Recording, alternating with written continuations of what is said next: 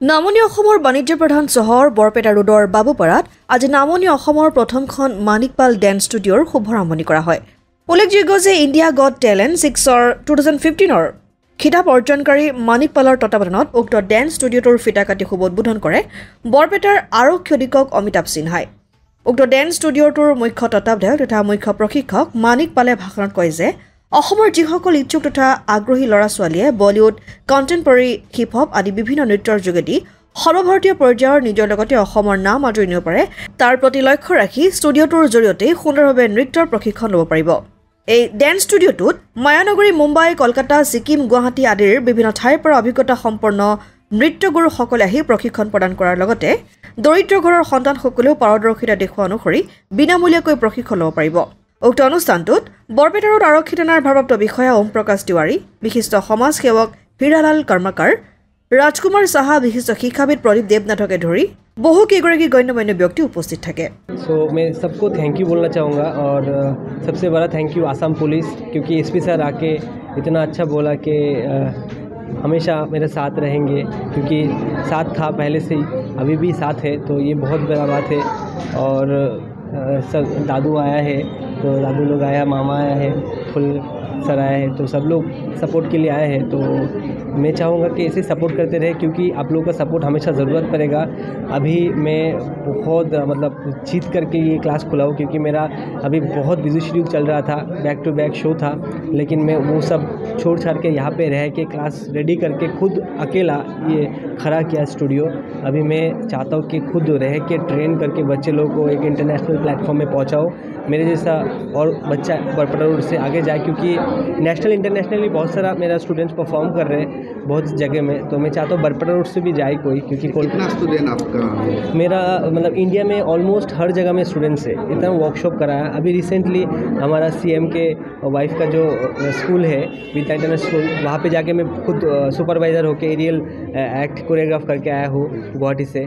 फिर मैं सीएम का रिसेंटली टेली अकादमी अवार्ड था वेस्ट बंगाल सीएम का, उनके सामने परफॉर्म करके आया, सब लोग बहुत अप्रिशिएट किया है। लेकिन मैं चाहता हूँ मेरे साथ साथ मेरा स्टूडेंट्स, मेरे जहाँ से बड़ा हुआ हूँ, मेरे जहाँ से सपोर्ट मिला है, मुझे इतना वोटिंग मिला है, आज इतना अच्छा लाइफस्टाइल लीड कर पा रहा हूँ आप लोगों की वजह से, तो मैं चाहता हूँ कि मेरे जैसा जो नीडी बच्चे हैं उन लोग भी आगे जाए, और मेरे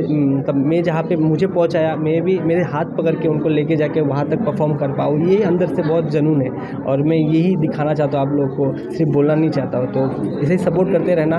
और जिन लोग नीडी है, जिन लोग को ज़रूरत है, उन लोग आए। सिर्फ पेमेंट का ज़रूरत नहीं है, हमको टैलेंट का ज़रूरत है मुझे अभी बरपटा रोड से, और मैं चाहता हूँ कि कोई टैलेंट मेरे साथ जाके इंटरनेशनल परफॉर्म करे, ये बहुत इच्छा है। आज आमार बरपेटा रोडर बाबुपारा जितो डेन्स एकाडेमी मानिकपालर शुभ उद्बोधनी हल, और इयाते आमी आशा राखिছোঁ তেওঁৰ এই ডেন্সৰ দ্বাৰাই আমাৰ বৰপেটা ৰোড অঞ্চলৰ ল'ৰা ছোৱালী, যুৱক যুৱতী বহুত উপকৃত হ'ব, আৰু তেওঁ ভৱিষ্যতেও কেইবাবাৰো আগতেও চেষ্টা কৰিছিল, হয়তো সফল হ'ব পৰা নাই, নিশ্চয় কিবা ঘটনা হয়তো হৈছে কৰোনাৰ কাৰণে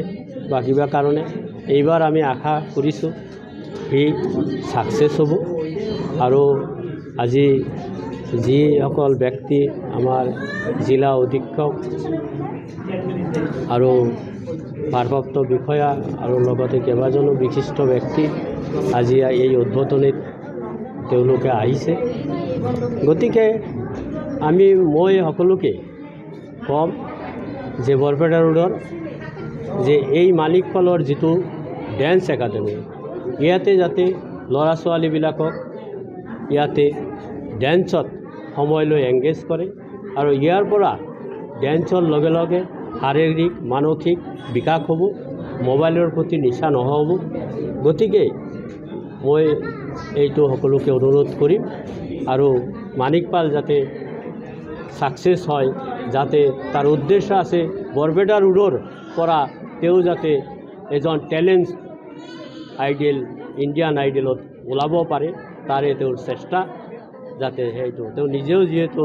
ইণ্ডিয়ান আইডলৰ Indian Got Talent. হ্যাঁ Indian Got Talent. গড লেন্সত এজন ফাৰ্ষ্ট